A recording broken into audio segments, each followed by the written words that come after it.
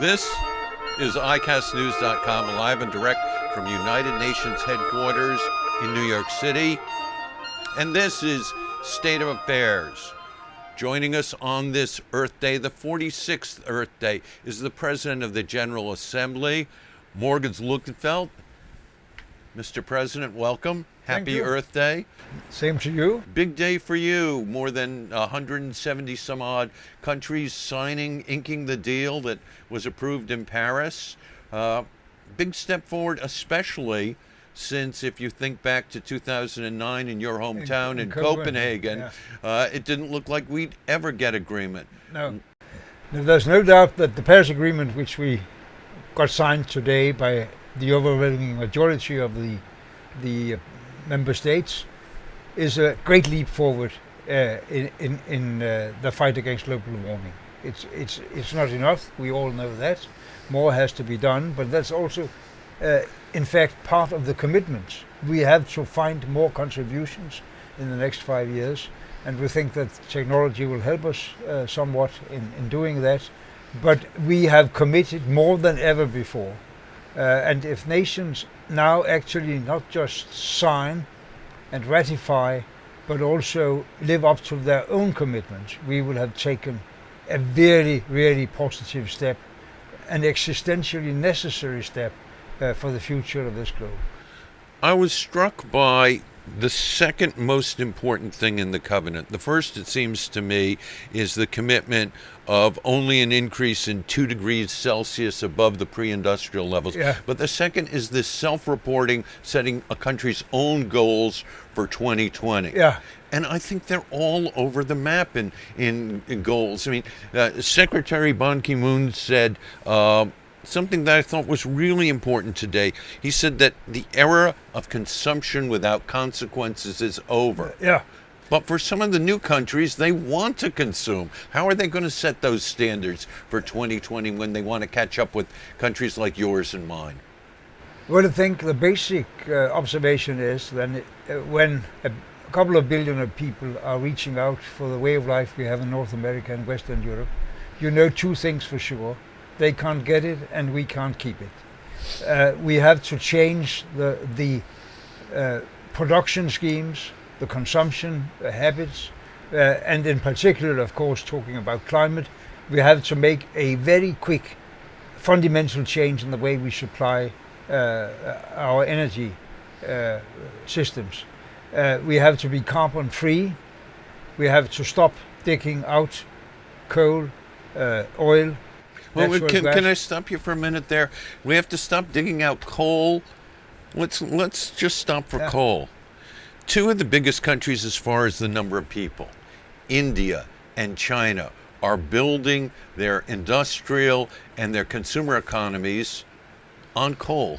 Yeah. How do we stop them? How do we get them to resist that? All the devices they want to have are powered by electricity. Electricity in those countries is coming from coal. Yeah, but electricity can come from other sources. And what's very positive in the development is that the path of technological development, the reduction of costs in sustainable energies, is extremely quick now. I mean, the price of solar cells have gone down, I think, within the last 4 or 5 years by 80%. So we can equip the most faraway village in India with electricity without using fossil fuels. And there are actually big plans in a country like India to increase tremendously the use of renewable energies. And China, by the way, China is now in a transition which many people, I think, misread. They say, well, it's terrible. Economic growth is going down in China. Well, 6% isn't terrible. I think Denmark and the United States would be happy to have 6%. 6-7%, yes. Yes. And by the way, 6-7% increase in the GDP of China is about the same as the total national product of China 20 years ago.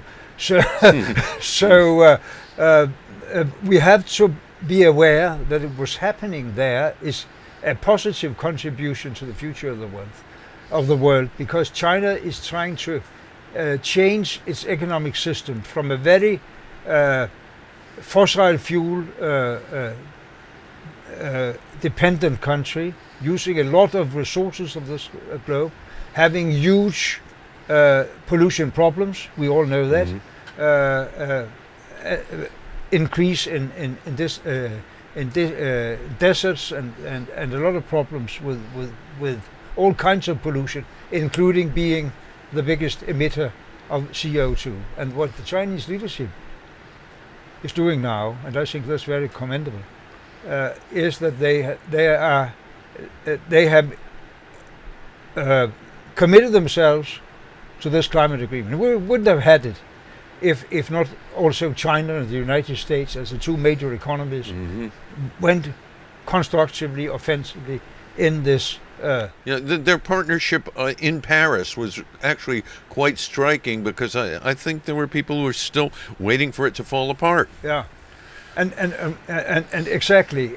The news was that, well, the Secretary General of the United Nations have been consistently fighting from the very first day he took office for this as one of the really existential problems.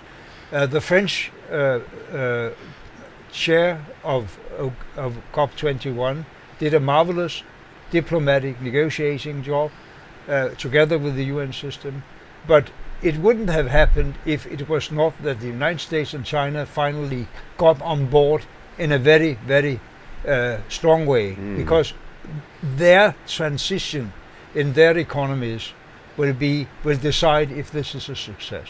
And their influence on the rest of the world has decided that we got a consensus agreement in Paris.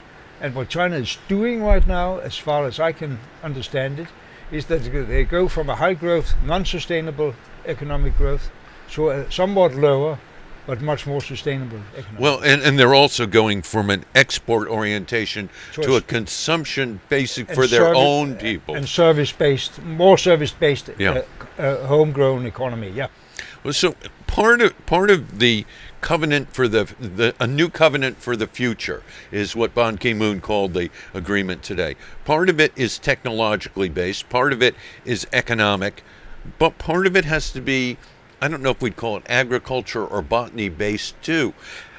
Countries like Brazil and Indonesia, the clear cutting of forests that serve as the lungs to filter out the carbon dioxide. How are they going to be encouraged, especially a place like Indonesia or the forests of Brazil, to undo the harm that they've done by this unrestricted growth? Well, Brazil is already in a process of stopping the constant reduction in tropical forest. Indonesia has a lot of work to do, but all this is also included in the agreement, because a very substantial part of the reduction in CO2 emissions will have to come from restoring forests. And is part of the fund, one of the funds that's envisioned, $1 billion, is that going to be targeted in that area? No doubt about that. Yeah. No doubt about that. So you're relatively hopeful for this. I'm always an optimist. I'm moderately optimistic, but I think we still have a lot of work to do in convincing ordinary people of the necessity, if we should not make a total chaos and disharmony for next generation, because if we don't stop climate change from happening, we will have forced displacement of hundreds of millions of people within. So we'll have another set of migrants. Yeah, and connected conflicts, of course. If hundreds of millions of people are pushing to other people because they can't stay where they live now, it will create conflicts, and it will swallow up. It would swallow up all the resources we could dream of to fight poverty, to fight hunger, to create education and health for every global citizen. So this is the connection between climate change must be stopped, and we have to walk forward in all the fields of sustainable development. And I think that is gradually being known by more and more people. We have a strong civil society fighting for this. We have more and more governments understanding, because they actually signed to both the SDGs and climate. And we have a global business community where more and more, thousands and thousands of companies are actually shouting to government saying you have to create the framework that makes it obvious that we should invest in the green way. I thought that you had done a wonderful job in orchestrating some of the symbolism today, having the Juilliard Brass Group play Vivaldi's Spring and whatnot. But I thought that the most significant symbolic action emphasized the point of generations. It was when Secretary of State Kerry brought his granddaughter up and had her sign with him. I think that was really, for me, the mental picture of what you're talking about for the future generations was that. You say you're an optimist. I know we only have a few minutes. I want to ask you about optimism on something you've been in the forefront of. That is, are you optimistic that there is a chance for a more open process to select the next Secretary General of the UN and perhaps take seriously the idea of having a woman or having a person who will get into office without really being approved 100% by the P5, the permanent five? I think we have a potentially game-changing process going on right now, because for the first time in UN history, the General Assembly has decided we will have the informal dialogues with all the candidates brought forward by countries. We have had last week already the first 9 names being presented officially, each of them for 2 hours, questioning by the whole General Assembly. And that was a very successful process actually, also because it brought forward a substantial discussion about the future of the United Nations, which we don't have that often. No, only in the halls. Yes. So that was good anyway. But I think also, compared with the historical way of doing it, the Security Council bringing through backroom negotiations between the permanent five, a name being stamped in the General Assembly. This can be different this year. First of all, I think the Security Council maybe already has accepted that the candidates they have to discuss is the candidates that have been presented in the General Assembly. Point one. Right. Point two, if among these a critical mass of member countries rally around one candidate, if there is a favorite, I don't think we will see the Security Council come out with quite a different name. But it depends on the membership. It depends on, is there a favorite? Because if there are 12 or whatever number of candidates with no clear status of favorite, it will very much be to the permanent five to decide again. Well, I've heard noises or comments from the Russian ambassador, who I think the Chinese will follow, that are saying, well, this is nice and it's all okay for you guys in the West, but the hard realities of politics are something else entirely. And I'm not sure that taking orders from Mr. Putin, who is no cream puff, no marshmallow, no limousine driving, he doesn't drive a Prius or a Volvo. I'm not sure that assent will come. I hope your optimism is right. Well, yes. As I have said several times, we are sailing in uncharted waters. But anyway, this will be a much more transparent process than before. And I think also you have to think 2 things. Well, even the strongest, most powerful of nations have friends, and the majority of their friends in the United Nations want a much more, quote mark, democratic and transparent process.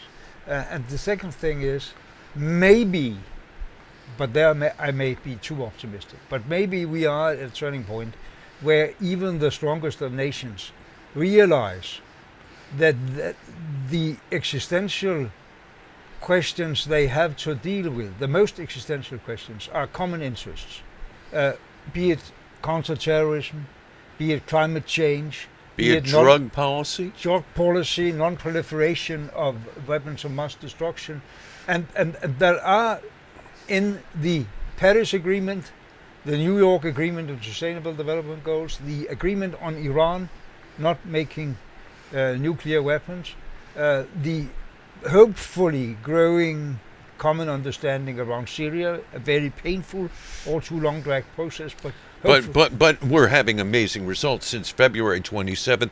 Who would have thought that the cessations of hostility, whatever their flaws, would continue right into April? I agree. So, and that's my final point around the Secretary General election. Maybe there is a growing understanding that we need a strong, independent personality on the top of the United Nations. Not saying that those who have been there up till now have not gradually living up to that concept, but there is this impatience among the membership. We need a person who can be a real royal moral authority that can drive the use of the machinery of the United Nations further on. That's a wonderful place for us to conclude. I would hope that if we got that kind of person, it would be somebody who also had the rhetorical skills to use the bully pulpit that is the UN to make their point the way someone like Dag Hammarskjöld did. I think that rhetorical skills are important, reaching people in at least 2 or 3 of the UN languages. Yes, also because the United Nations is also part of this global development of much more outside transparency, interest, civil societies pushing, global public opinion watching. So the Secretary General should also be able to appeal directly to the world public. Absolutely, using digital media, we hope. Exactly, yeah. Well, Mr. President, thank you so much for joining us. I hope this won't be the last time you've come to our studio here in the Secretariat building. This has been iCastNews.com, live and direct from United Nations headquarters in New York City. For State of Affairs, I'm Jonathan Sanders.